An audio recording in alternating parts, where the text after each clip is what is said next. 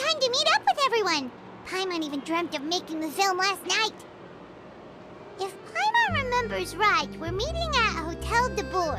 Let's get going! Ayaka! Yoimiya! You're already here! Good morning. Xavier said yesterday afternoon went well. Yeah, and how about you, Ayaka? What were you up to yesterday? After we split up, Ayato went to see Udex Nervillette at the Palais Marmonia. I was originally thinking of going with him, but he said he could manage it himself. He told me to go see the sights around Fontaine and to enjoy the local culture. So I rode the aquabus with Yoimiya and visited the opera house on Aranias Island. Yeah, you wouldn't believe what we saw there! 2 mechanical puppets that were dancing together! You've already seen them, right? Yeah, those two! Amazing, aren't they? We sat and watched for quite a while. It was mesmerizing, like we could keep watching them forever. Oh, it was the same for us the first time we saw them too! Afterwards, we went swimming at the beach! Well, diving, to be exact. It was the first time I ever breathed underwater! I held Ayaka's hand and we counted down together. 3, 2, 1, and then splash! We were beneath the waves.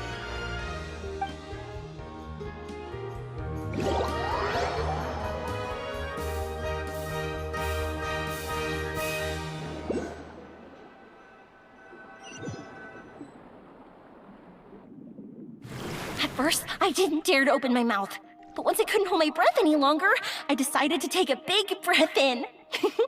Turns out the water wasn't as salty as I imagined. It didn't really taste like anything at all. Before I knew it, I was breathing like normal down there. It was an amazing feeling. Ayaka said I was too nervous and needed to loosen my grip. She got used to everything way faster than I did. I knew that the Traveler could do it, so I had no doubt we could do it too. That helped me feel at ease as soon as we dove in. The underwater world in Fontaine truly is beautiful. I love seeing the romaritime flowers blossoming underwater, like little candles lighting up the streets at night. Yeah, and there were so many creatures that we've never seen in Inazuma. Like those fish that shimmer like a sword blade. Whoosh!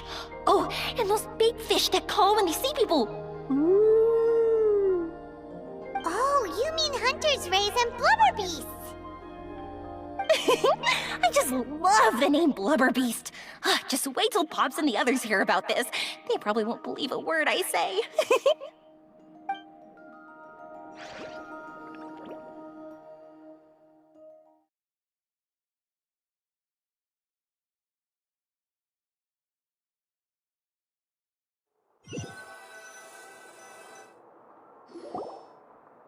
Yoimiya was down there for quite a while. It was dark before we finally rode the aquabus back to the city. I figured she'd want to sleep in today. Yeah, even I was worried I wouldn't be able to get up. I still felt like I was drifting in the waves when I went to sleep last night. But as soon as I woke up today, I remembered that we'd all be shooting a film together, and I was ready to go. Speaking of the film, where's everybody else? My brother and Xavier were speaking to the restaurant owner about using the place as a filming location. They should be here soon. As for the others, We're here. Please excuse my tardiness. I just finished the Special Patrol's 6-mile morning jog. Wait, 6 miles? I'm so tired. I heard you all chatting, so I decided to come down. I sure could use some of that endless energy everyone else has. Good morning, everyone. Morning. Can someone fetch me a cup of coffee? More milk, hold the sugar. Sure, I'd be happy to do that for you. No, you can't go anywhere. Please, have a seat over here so I can get started on your makeup. The last thing I want is coffee stains on my costumes. I can get the coffee. It's the perfect job for an assistant.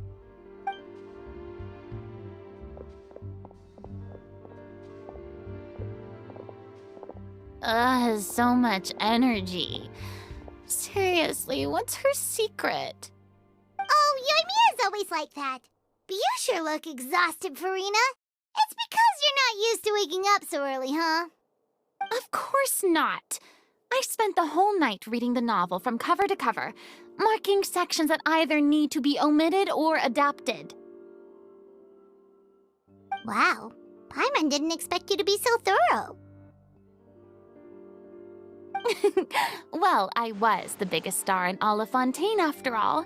It takes more than just a pretty face to earn a reputation like that. I know how to get serious when the situation calls for it. I went all out when I was acting as an Archon, so why wouldn't I do the same for my own life? Here's your coffee, Director Farina.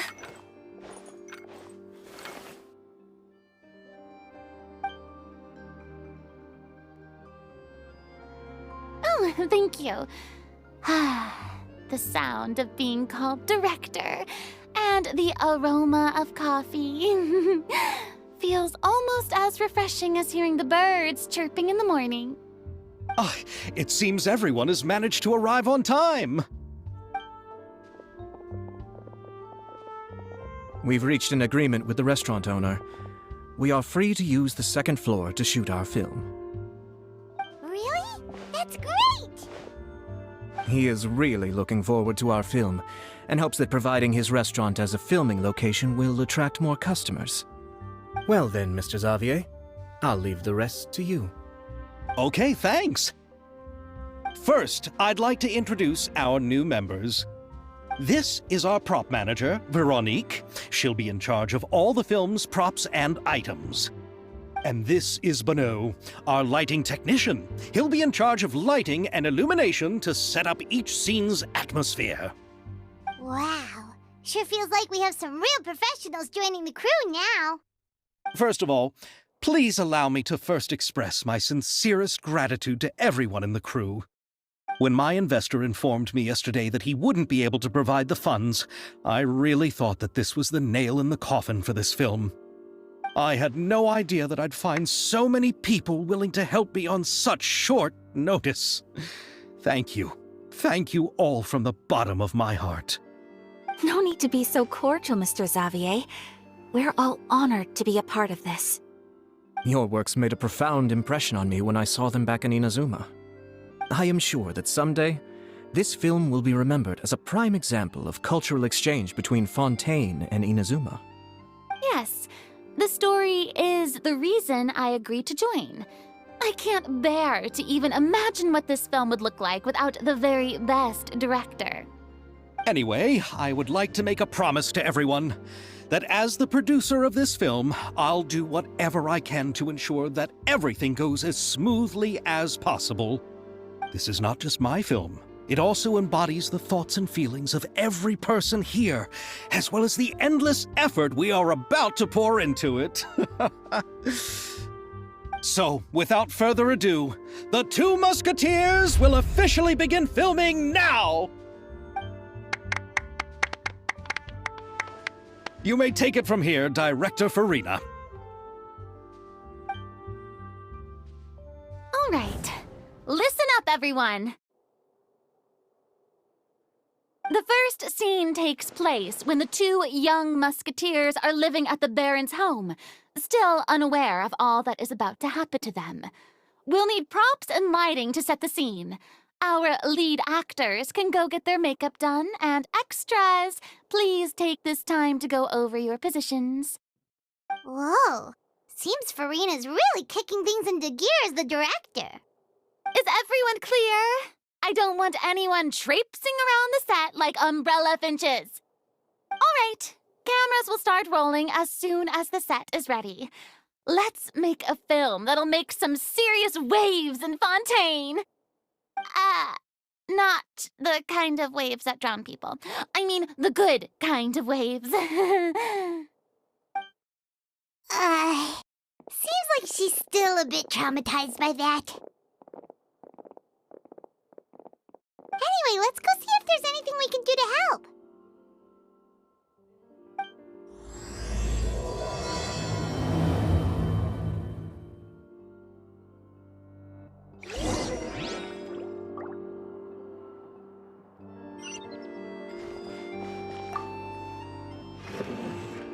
about here? A little more to the left. You got it. Hey, Mia, do you need a hand? No, I'm fine. You know, doing the lighting is kind of like designing a fireworks show. It's interesting to imagine what kind of atmosphere the lights will create. I heard that the Traveler will be operating the camera and Paimon will be the clapper loader, right? Those roles are just perfect for the two of you. Really? Is that because it'll be easy for Paimon to hold the clapperboard while flying? Well, sure, there's that, but that's not exactly what I meant. I just think that after all your journeys together, you two must have developed a super close bond and just naturally know how to work with each other. If I'm not mistaken, the director will want the cameras rolling as soon as the clapperboard goes clack.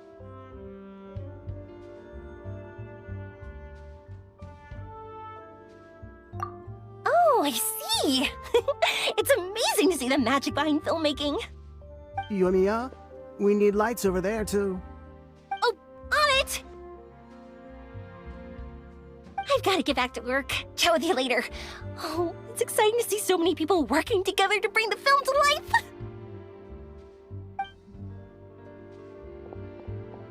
Seems like Yumiya's really getting into it.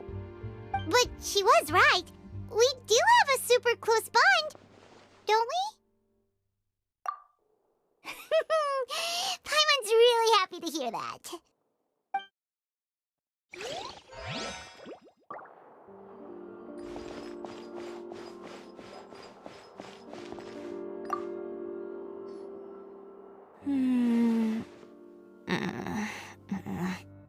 Ayaka has mentioned you to me before. She said that you two were great friends when you were kids. No talking. I'm thinking about how to do your eyeshadow. Ah, yes. To help me really look the part. To achieve a more young and naive look for this scene. Are you saying the wrinkles around my eyes are too deep? You just have too much of a calculating look in your eyes. You sure don't mince your words. It seems you really haven't changed much. Quiet.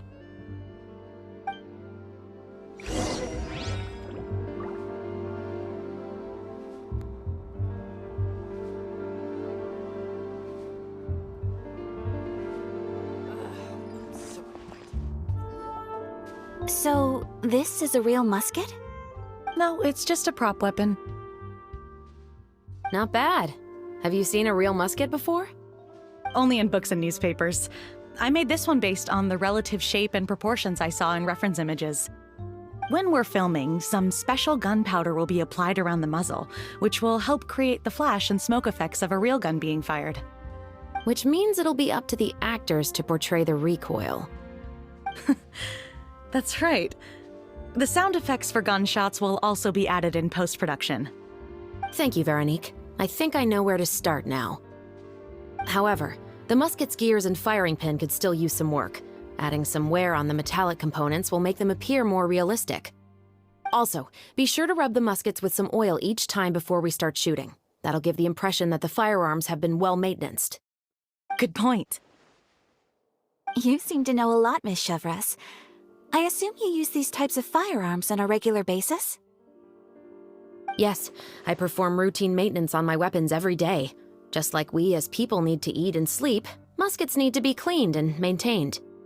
I also perform similar care for my sword every day, and familiarize myself with its shape and weight, to the point where it feels like a natural extension of my body. Yes, this way, our weapons will never betray us in the heat of battle. Yes, well said. It seems we have the same philosophy on this topic. Oh, sounds like they found a common interest to talk about. Though these props differ from the muskets I use, I can still give you some pointers. Good. I look forward to your instruction. First and foremost, never point the weapon at anyone, regardless of whether it's a real or prop weapon or whether you're holding it or it's on the table. This holds for any time when you're not actively engaging an enemy. Okay, understood. When aiming the musket, extend your arm so that it's level with your shoulder, and use your eye to look down the weapon's sights. Like this? Not bad. Now, try saying your lines. This is the end of the road for you. Good. Now turn your body a little. That way, you'll give your enemy less of a target to work with. And relax your shoulders. Here, allow me to demonstrate. This is the end of the road for you. Huh. Excuse me, Miss Chiori. Director Farina, there's something I wish to discuss with you. Oh? What is it? Like this? Yes, much better. What do you think? I do see your point. But are you sure you wish to do this? I believe it would be most fitting. Well, if you insist. All right, I understand. Miss Ayaka, Miss Chevres, could the two of you please come over here? Huh? What's going on? Are we gonna start filming now? Let's go see. What is it? I have a question for you, Miss Chevres. Would you be willing to play the role of a musketeer? What? To clarify, I would like to turn over my role to Miss Chevres. But brother... Don't worry, Ayaka. I actually view this as a good thing. I was becoming troubled trying to set aside some time to speak to the staff at the Palais Mermonia. I would like to have some conversations about the cultural exchange between our two countries, and I've heard that the bureaucratic process here can get rather complicated. Now, I will be able to focus on my work. Besides, you also know that I'm not really one for public performances. Are you really sure? From a director's point of view, I also felt like the relationship between the two musketeers in the original story could be improved. The older brother in the story plays the lead role with his overbearing character, but this causes his character to overshadow that of his sister, and the theme of the two supporting and relying on each other isn't conveyed very well. But if we were to change the siblings to two sisters of a similar age, then that aspect of the story might come through more clearly. Also, I've seen you instructing Ayaka. That cold and dignified personality is exactly what we need for the older musketeer. Of course, even with all these insights, the decision should still be made by Miss Chevres. Chevres mentioned that she really likes the story, right? Paimon bets that she'll take the role.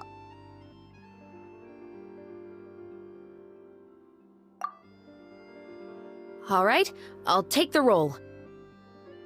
Good. It's decided then. I'll get started on making edits to the script. We'll also need to make some immediate adjustments to the lighting, props, and costumes. I have a feeling that our adaptation will be even better than the original story. You're doing a great favor for me, Miss Chevres. You have my gratitude. Don't mention it. I like this character, so if anything, I should be the one thanking you. Well, since my brother is the one who brought up the idea, I suppose there's no need to worry. Let's go, Miss Chevres. I look forward to working with you. Please, just call me Chevres.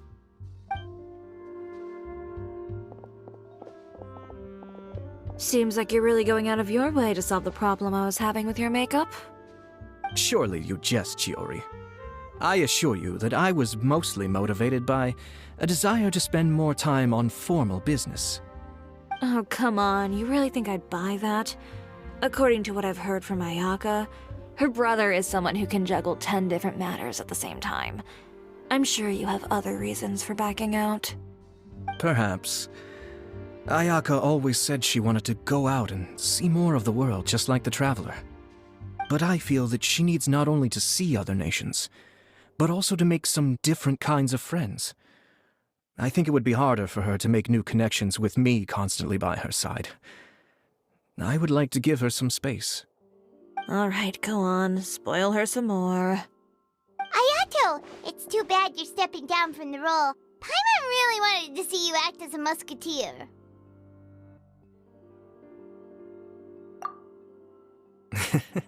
No need to poke fun at me. I'd wager that you also felt that I wasn't the best candidate for the role. It's a little hard for Paimon to imagine you saying those lines. Yes, I've made an appointment to meet some people from the Palais Mermonia. Now, I will have some more time to prepare. Traveler, get the camera ready. Paimon, get the clapperboard. Actors, to your positions. We're about to start shooting the first scene. Go on now. And please take good care of Ayaka. Yep, don't worry. Thank you. I look forward to seeing the film when it's finished.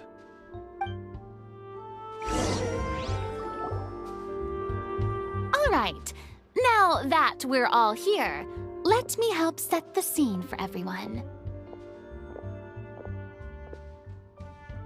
The first scene takes place when our two main characters are still living at the Baron's estate. They've been ostracized and verbally abused by others in the household, but they still have no idea why. We want to capture how naive and innocent they are, despite their pain. Chevres will be playing the role of the older sister, Tulip, and Ayaka will be the younger sister, Iris. Be sure to get close-ups of the main characters at the right moment. Silence on the set! Lights, camera, action! Let's go! Tulip, Mother's been out for quite a while now.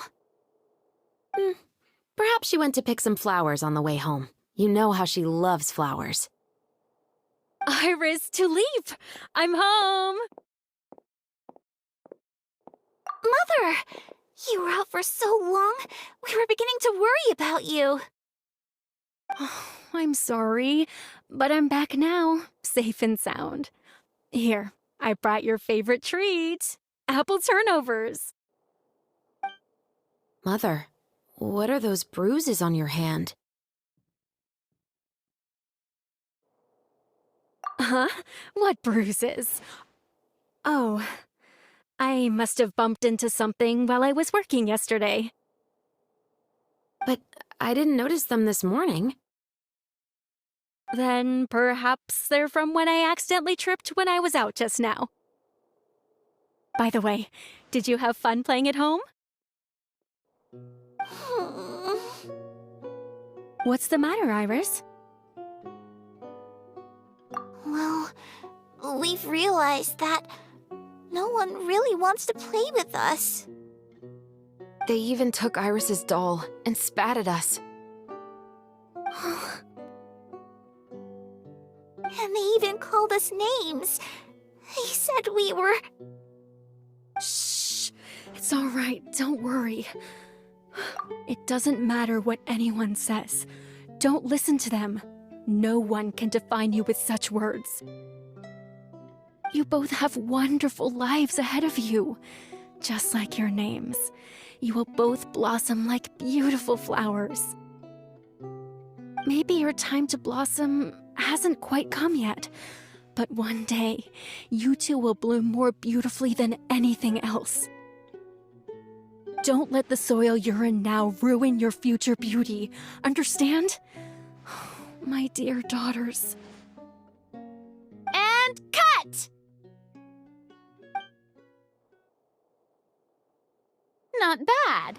The actors' emotions were all on point. Let's keep that take. Also, if our clapper loader could avoid shouting at the start of the scene next time. Oh, got it. Great. I was a little worried that my nerves would get the better of me. What about you, Chevres? I felt fine. The lines weren't too difficult at all. Seems like Farina must have adapted the role nicely. You two were great. I couldn't tell it was your first time acting in a film. You should have more confidence. Thank you for your encouragement. Positions, everyone! We'll move on to the next scene after we try a few more camera angles.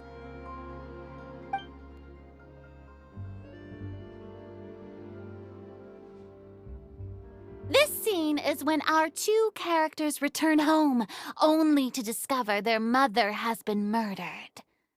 Ready? Lights! Camera! Action! Mother, we're back! Mother?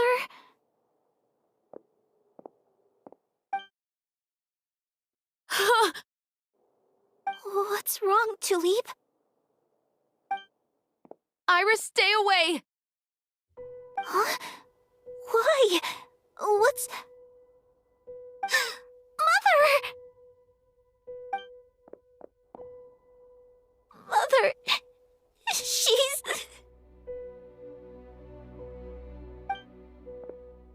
Huh? There's poison in this cup. Huh? I could have sworn I've seen this kind of cup before. Those aristocrats. They didn't even try to cover up their actions.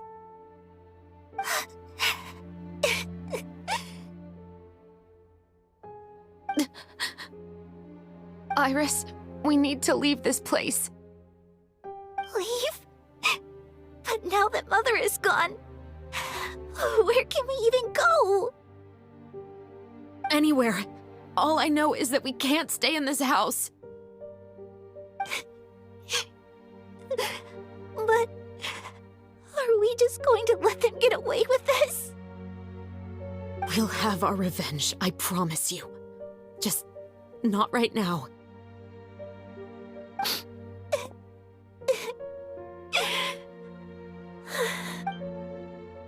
Come on, let's go. No, wait. We can't just leave Mother here like this. At least let me leave this rose with her. That's why we went out in the first place. To buy her this flower. All right. Goodbye, Mother. We'll avenge you. Someday. And cut! Beautiful! Great performance! Oh my, you're so amazing, Ayaka! And were those real tears I saw? How did you do it? I was surprised too. Thank you for the kind compliments. Actually, as soon as Director Farina said action, I told myself not to think about anything. I just felt the weight of the moment and became the character. It's quite similar to practicing the art of the sword. You clear your mind and focus only on what's happening in front of you. Ayaka's performance was amazing. Have I discovered an acting prodigy? Pipe down, everyone! We need to move on to the next scene!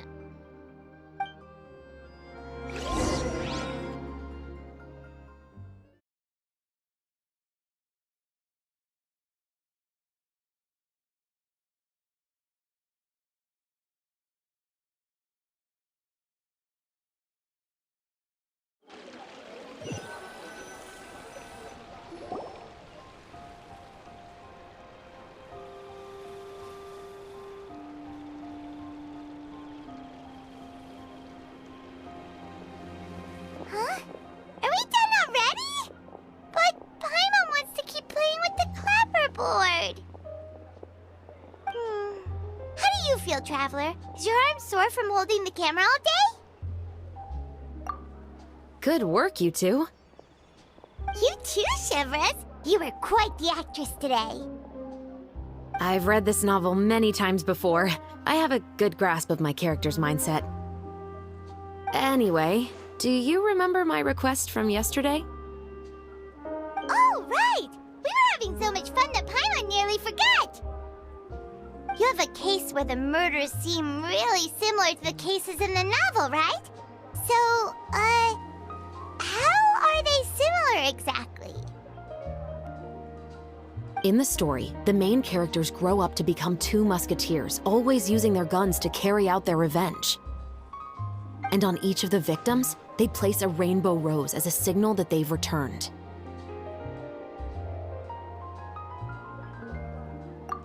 Yes, that's correct. We found rainbow roses just like in the novel. Seems like you're connecting the dots now. Oh, that does sound pretty concerning. Especially after seeing the script today. Ooh, now Paimon can't stop wondering what kind of ulterior motive the murderer might have. What do you think, Traveler? You're smart. Paimon wants to hear your thoughts. Good. On behalf of Fontaine's Special Security and Surveillance Patrol, thank you for your dedication to justice. There's no time to lose. We should start investigating right away. Follow me. Huh? Right now? But we just got done filming all day. Paimon's so tired. The most valuable intel always comes after nightfall. They are like small, remote islands in the middle of the sea. If you don't stay vigilant, you will pass right by them in the fog. That's how one of my favorite books always puts it, at least. So, where are we going right now? Let's start by checking out some workshops that sell mechanical components. If the culprit is making their own weapons, it's very likely that they'll visit those sort of places. Welcome to LeChaux's Clockwork Workshop. How can I help you? Hello. I'd like to know if anyone has purchased some special components lately. Special components? Sorry, could you be more specific? I mean the kind of components that aren't typically used for clockwork toys, but for firearms. Huh? For firearms? No, we don't sell those sort of things here. Don't misunderstand. I'm not here to cause any trouble.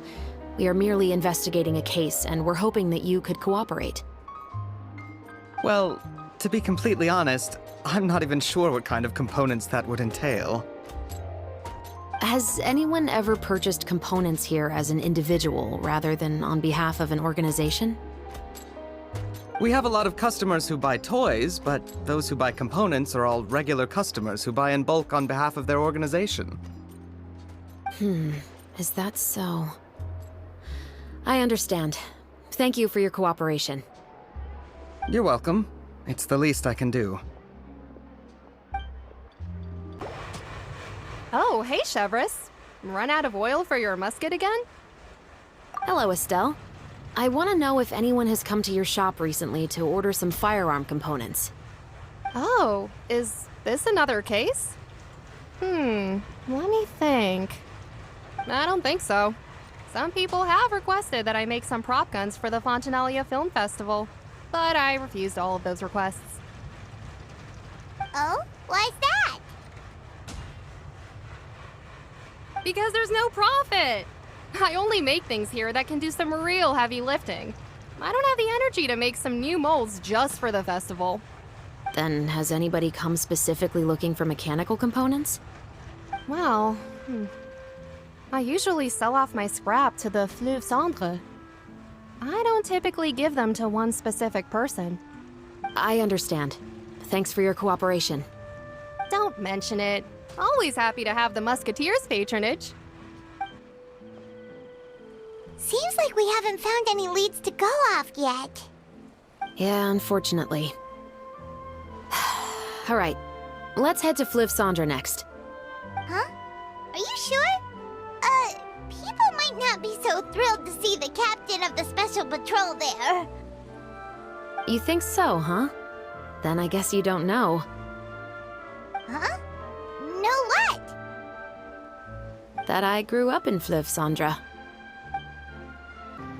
Hello, I'd like to ask some questions. I don't know anything. Don't worry, I'm not here to arrest anybody. You say that now. It's the truth. Here, take this as my guarantee. Wait, did Paimon just see what she thinks she saw? Is the captain of the Special Patrol bribing a citizen?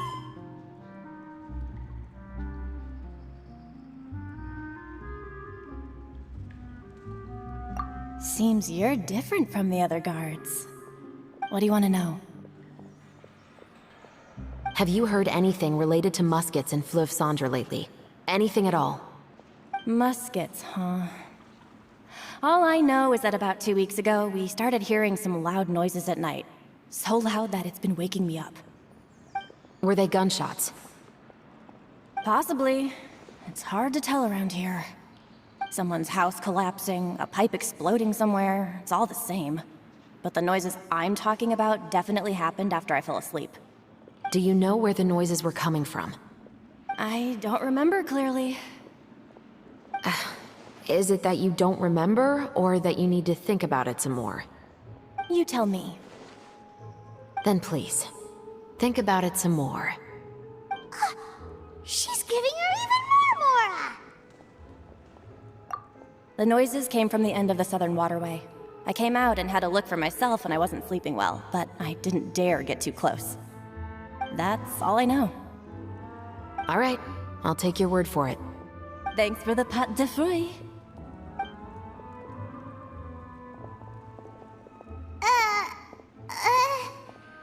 No need to be surprised. I grew up here, remember? I know how to get people around here to talk. Seems you catch on pretty quick.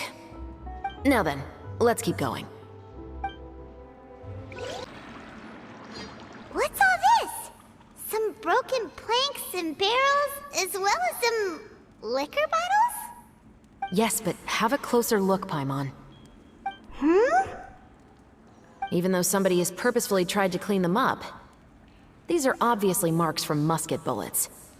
In other words, someone was here trying to improve their shot. They were using the barrels and bottles for target practice. Could it have been the killer? Your guess is as good as mine. Although many people at Fleuve Cendres own guns, few hide the fact from others.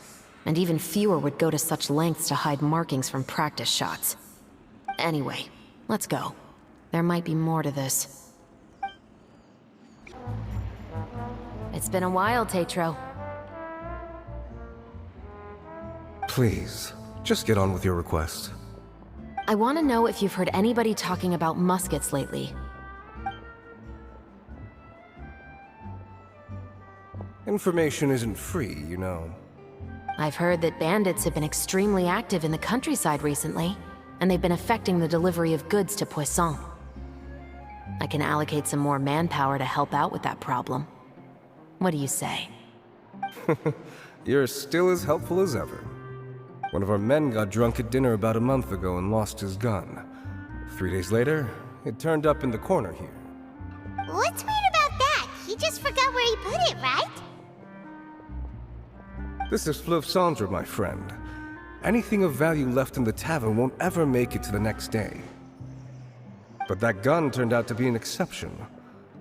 It didn't get any new wear and tear on it, and didn't even appear to have been fired. We were quite mystified as to what could have happened. I suspect it came back because the weapon was already known to the guards. You mean, a criminal was afraid the Marechaussee Phantom would use the shot marks to track them down? Maybe. But if that's the case, the culprit really took great care to avoid getting caught. I didn't say anything about a criminal. In Fleuve Cendres, knowing who was killed is as easy as knowing what clothes you're wearing today. It's the guy living in the east side, isn't it? I've never liked him. Every time he's here, he just orders a drink and sits there with a nasty look in his eyes. So, who was the one who lost the gun in the first place? Don't bother. Even if you ask, he wouldn't admit to owning a gun to some strangers. Not to mention the captain of the Special Security and Surveillance Patrol. He's right. I know you grew up here, Hoyoverse. Even though you're on good terms with the Spina, you've still been gone too long. Not many people know you here now, and a lot of people don't like the Special Patrol. I know. So take my advice and don't show your face too much around here. It's for your own safety. I'll come and go as I please, and I'm afraid I'll be appearing more often due to my work. All right. Don't say I didn't warn you.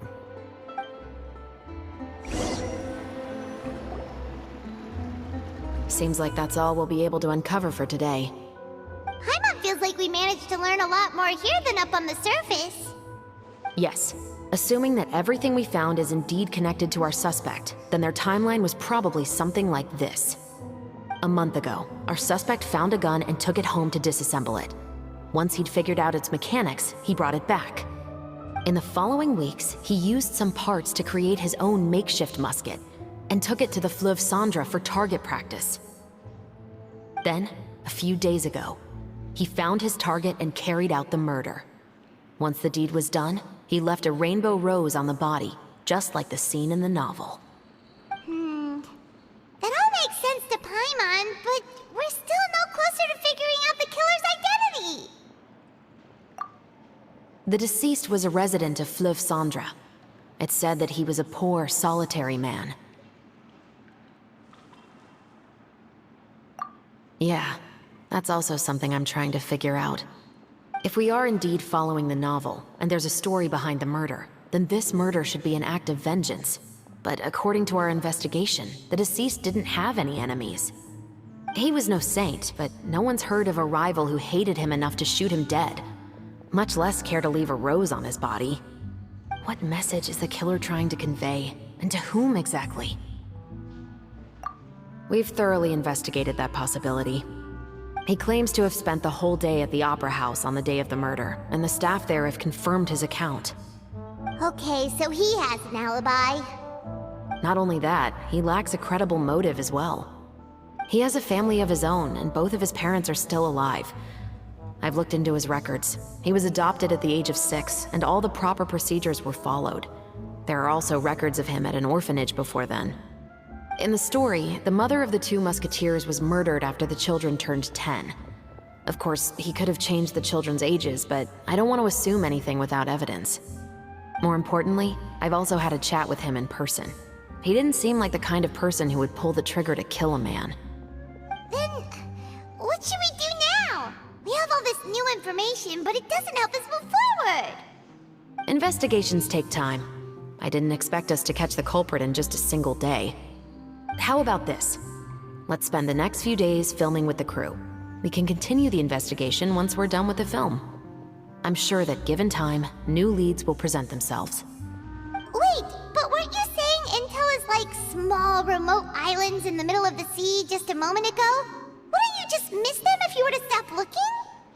Ah, but the book had more than one reference to the islands, Paimon. Oh? What else did it say then? As long as you spend enough time sailing through the fog, you'll eventually come across an island.